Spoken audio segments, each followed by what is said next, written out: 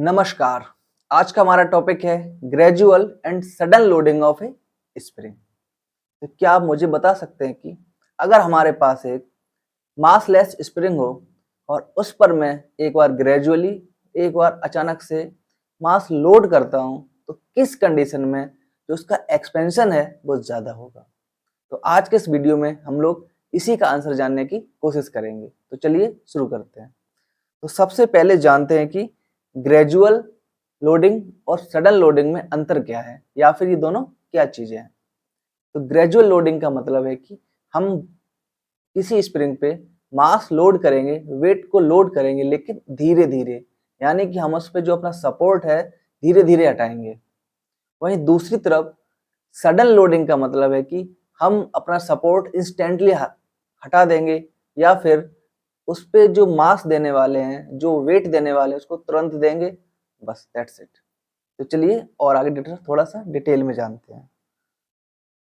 देखिए, तो gradual loading को बेहतर तरीके से समझने के लिए हम इस फिगर पे ध्यान देते हैं। देखिए, सबसे पहले फिगर में हमारे पास है सिंपल एक स्प्रिंग जो कि मासलेस है।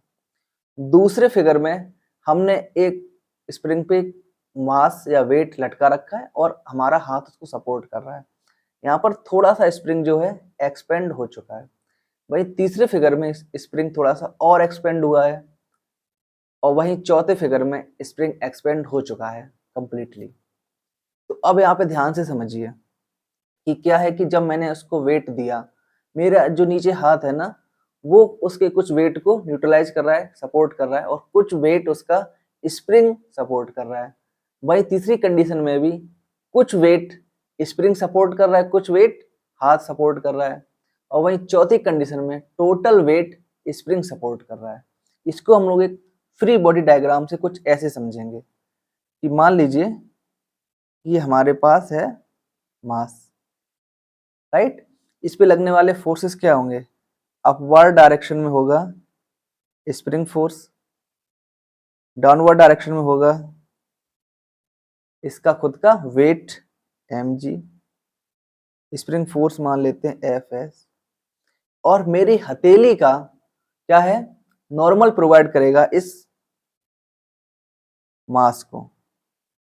इसको हम लोग n डैश मान लेते हैं क्योंकि ये वेरी करेगा, और किसी भी कंडीशन में Fs plus n dash is equal to mg होगा।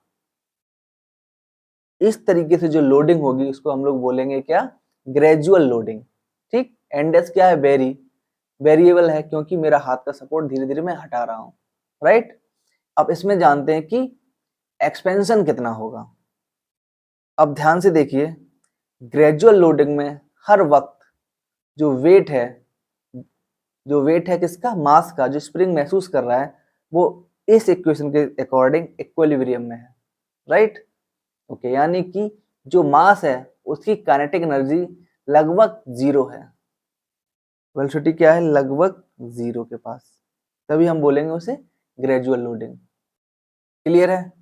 इसका मतलब जो फाइनल एक्सपेंशन होगा स्प्रिंग का, तब भी स्प्रिंग का एक्सपेंशन कुछ इस तरह से होगा कि उस एक्सपेंशन पर जो हमारा मास है, जो हमारा वेट है, वो टोटली इक्वल हो रहा होगा, राइट।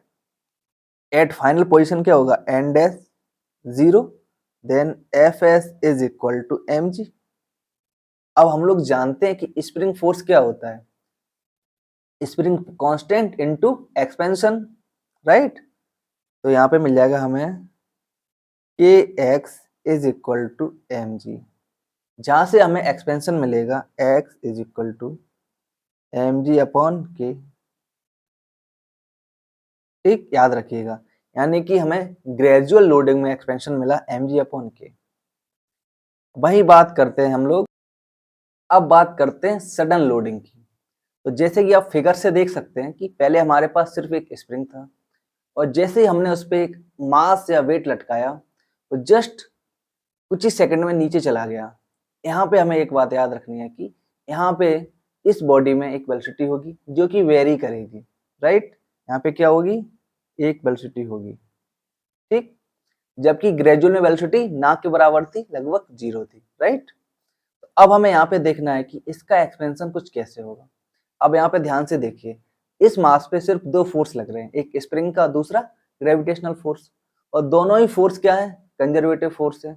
तो इस प्रक्रिया में क्या होगा कि जो बॉडी की जो एनर्जी है वो कंजर्व रहेगी, राइट। अब देखिए, अगर बॉडी नीचे आती है तो स्प्रिंग एक्सपेंड होता है, यानी कि जितना स्प्रिंग एक्सपेंड होगा उतनी बॉडी अपनी ग्रेविटेशन एनर्जी लूज करेगी, राइट। तो इस कंडीशन में क्या होगा कि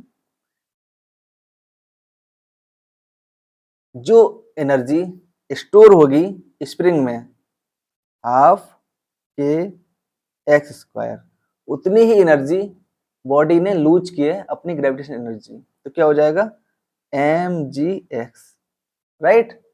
अब ध्यान से देखिए, एक्स से एक्स कैंसल है, देन हमें मिल जाएगी यहाँ पे x is equal to m g by k into two, right. अगर हम इसको गौर से देखें तो यहाँ पे जो सडन लोडिंग में टू एक एक्स्ट्रा आ रहा है, जो कि हमारे ग्रेजुअल लोडिंग में नहीं था। तो इससे हमें ये पता चल रहा है कि जब भी हम किसी स्प्रिंग को सडनली और ग्रेजुअली लोड करेंगे तो हमेशा जो एक्सपेंशन होगा, मैक्सिमम एक्सपेंशन होगा, वो हमेशा सडन लोडिंग पर मिलेगा हमें। इसका कारण क्या है, कंजर्वेशन ऑफ एनर्जी, राइट।